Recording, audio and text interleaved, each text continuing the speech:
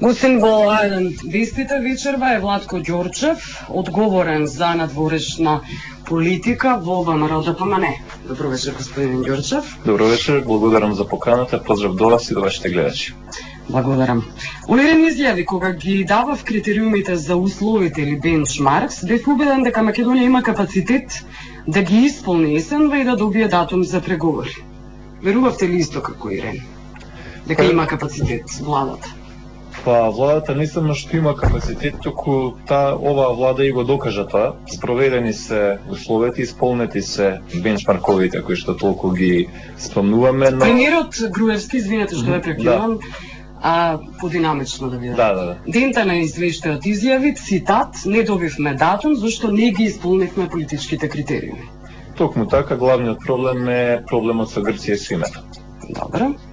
Колку години ви требаат да ги исполниме критериумите, господине Ѓорчев, пред да преминеме на Грција?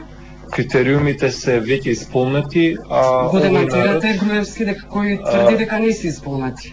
Оние што се однесуваат на сите поглави, освен за името на Република Македонија. Значи премиерот даде точна оценка, а овој народ и оваа држава името не може да си го променат. Ние не можеме да бидеме она што не сме, така што во тој дел мислам дека имаме апсолутна конзистентност. Можете ли да ми кажете конкретен пример како Грција не попречи во недобивање на критериуми, во недобивањето на датумот и неисполнувањето на критериумите? Самите знаете од вашиот присуствие во Брисел дека во Европската комисија и бюрократи има илјадници вработени, меѓу кои што има стотици, па можеби илјадници Грци.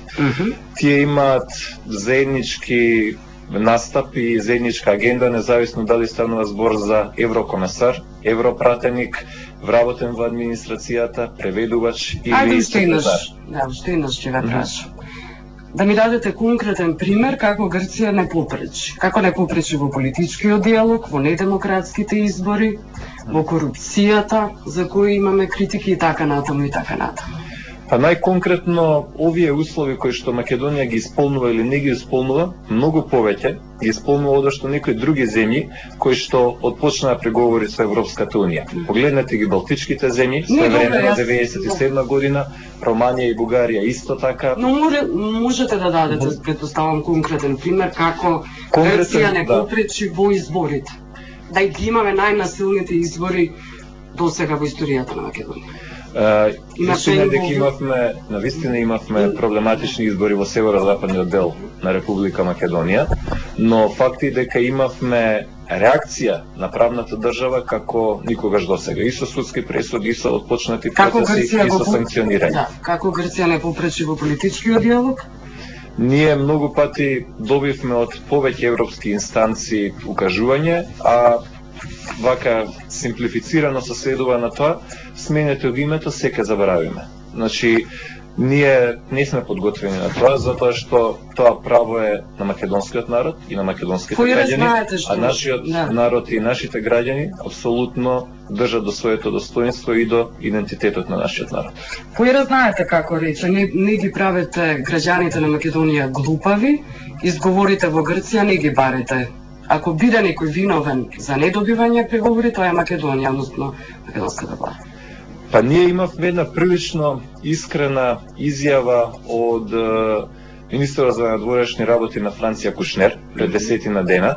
Кој подоцна ја демантираше всушност? Па веројатно некој му кажале дека тоа не е најслодветно, но моја лична претпоставка е дека во својата прва изјава, во која што вели дека проблемот со Грција е доминантен за целиот корпус на прашања поврзани со Европската унија, исто како што и со НАТО. Но тоа не гласираше беше поискрен.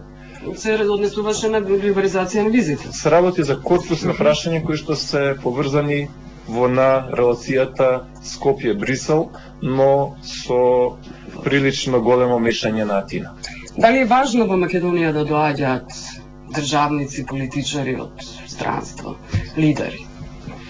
Па важно е, но важно е првенствено за Република Македонија како самата ќе се развива, како таа ќе оди понатаму, каков ќе биде растот на економскиот раст, прашањата во земјоделството, образованието и сето она што се менува во нашето општество. Ние го споменав ова заради тоа што нема посети и Македонија личи на изолиран остров.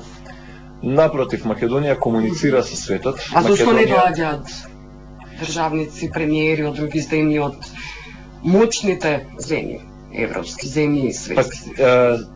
Од светските земји во Република Македонија најмногу доаѓа во 99-та година, но не подобро. Сеќавате, тогаш дојде во Македонија и Клинтон, и Блер, и Шредер, и Ричард Гир дојде, и многу други, но некогаш за една држава подобро е ако не се случува нешто спектакуларно, тоа значи дека работите во таа земја и во таа држава се нормализираат и добро Франција, Германија имаат, не се случува ништо радикално, ниту скандалозно, но Франција, Германија, Италија, но разменуваат. Важно е дека нашата политика е присутна во европските престолнини, во Вашингтон.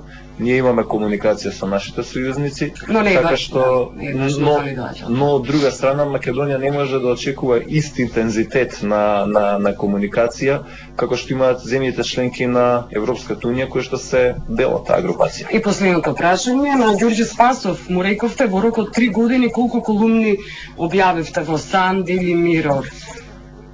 Поради неговата колумна во Утренски вестник кога ги третираше односите од СДСМ.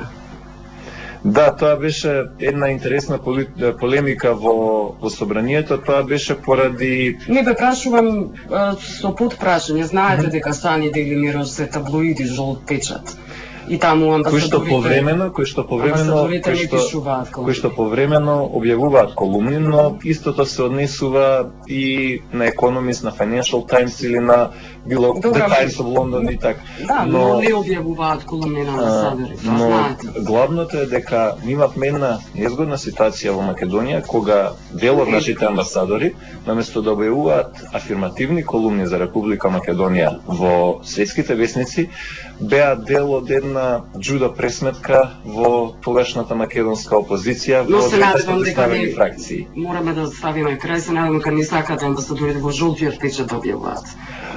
Ако е афирмативно за Македонија, добро е, зошто да не е некоја убава информација, затоа што макар билат првите амбасадори во историјата на таблоидното новинарство. Тоа се најтиражните весници во Британија или во Америка, и ако има добра и убава информација за Македонија, добро е па макар било и во некој таков вестник, како што и во Македонија имаме такви. Благодарам. Ви благодарам што бевте гостин во А1 вестите. Владко Ѓорчев, одговорен за надворешна политика во ВМРО ДПМН.